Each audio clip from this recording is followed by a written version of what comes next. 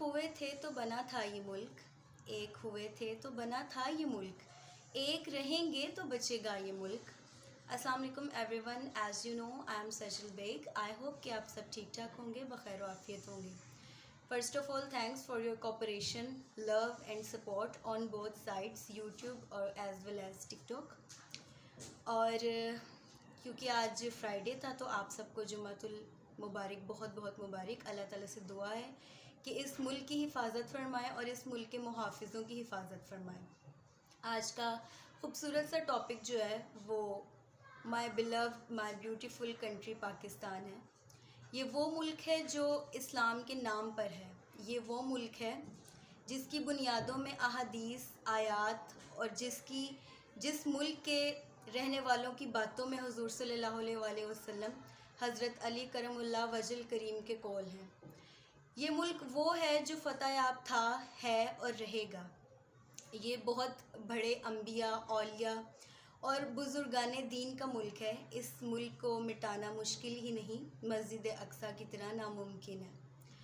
تو یہ جب ملک پاکستان جب بنا اور انڈیا میں سے جب لوگوں نے آنا شروع کیا تو ایک بزرگ اس دور میں آئے اور ان کے بال بکھرے ہوئے تھے، بال مٹی سے اٹزے ہوئے تھے اور پاؤں میں بے تحاشا زخم تھے۔ اور جب وہ پاکستان کی انہوں نے سرحد کراس کی تو وہاں پہ ایک مستری اقبال ہوتے تھے، ان سے پوچھا کہ بیٹا پاکستان آ گیا؟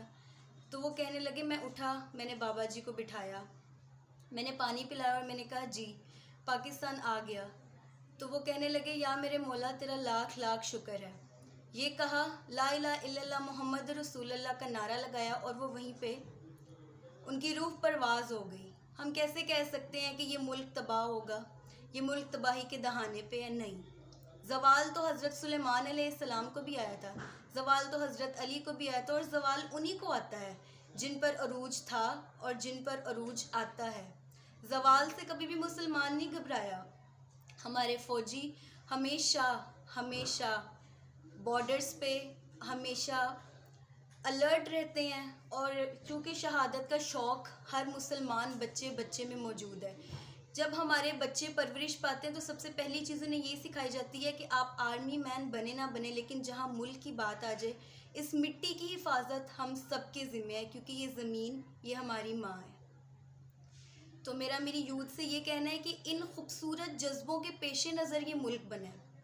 ہر محنت کش انسان کے پیچھے دعا ہوتی ہے، اور دنیا میں بھی 3 طاقتیں ہیں، علم، تلوار، اور میرے خیال سے میں تیسری طاقت دعا کو مانتی ہوں۔ صلاح الدین ایوبی کا بھی یہی کہنا تھا کہ تم اگر دعا نہیں کر سکتے تو تلوار لے کے میدان جنگ میں اتر جاؤ، ورنہ دعا کرو، کیونکہ اس ملک کو دعاؤں کی بے تحاشا ضرورت ہے۔ کوئی ایسا موڑ کبھی بھی نہیں آیا جب اس ملک کو دعاؤں کی ضرورت ہو اور اس ملک کی مائیں بہنیں دعاؤں میں پیچھے ہٹی ہوں۔ ہماری اللہ تعالیٰ سے دعا ہے کہ اس پاک ملک کی حفاظت تا قیامت تک کیجیے گا، کیونکہ یہ ملک مصطفیٰ کے دین پر بنا ہے۔ اینڈ آئی ہوپ کہ میری جو یوتھ ہے وہ اس میسیج کو جیسے جیسے آگے کنوے کرے گی اسی طرح جذبہ بڑھے گا۔ میرا ملک تو وہ ملک ہے جس کے ترانے سن کے نہ چاہتے ہوئے بھی ایک جذبہ پیدا ہوتا ہے کہ انسان جنگ کے لیے، جہاد کے لیے نکل جائے۔ تو آئی ہوپ کہ میری آج کی ویڈیو آپ کو اچھی لگی ہوگی۔ فیک نیوز، رومرز پھیلانے سے بہتر ہے اس پاک، اس خوبصورت ملک کے لیے دعائیں کریں کہ اللہ تعالیٰ اس ملک کی حفاظت کرے۔ اور میں اس شخص کو کبھی بھی نہیں بھول سکتی ہوں، ڈاکٹر عبدالقدیر۔ عظمت بھرا، محبت بھرا سلام آج بھی ڈاکٹر عبدالقدیر کو، جو ہمیں اتنی بڑی نیوکلیئر پاور دے گیا۔ حالانکہ یہ شخص انڈیا سے موو آن ہو کے آیا تھا، پتہ نہیں کہاں کہاں کا ڈگری یافتہ یہ شخص تھا، یورپ اور پتہ نہیں کہاں کہاں کا، لیکن اس شخص نے پاکستان کو نیوکلیئر پاور بنایا 1998 میں۔ اور میں کہتی ہوں اس شخص کو جتنی تعظیم پیش کی جائے اتنا کم ہے کہ یہ شخص ہمارے لیے کیا کر گیا۔ یہ شخص ہماری قوم کے لیے، ہماری آنے والی یوتھ کے لیے ایک رول ماڈل ہے، ایک مثال ہے۔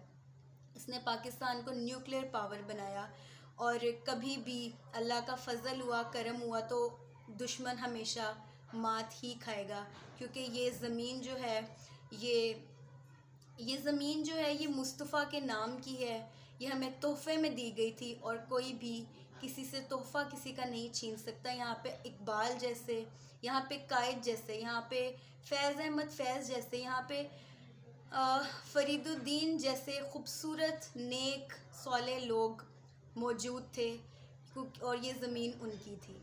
تو آپ ایسا کبھی بھی مت سوچیے گا کہ یہ زمین کبھی زیر ہو سکتی ہے. جب تک ہم موجود ہیں، جب تک ہماری دعائیں موجود ہیں اور ہماری پاک آرمی موجود ہے. سو آئی ہوپ کہ آج کی ویڈیو آپ لوگ کو اچھی لگی ہوگی. I will come with a next new video. تب تک کے لیے تھینکس اینڈ اللہ حافظ.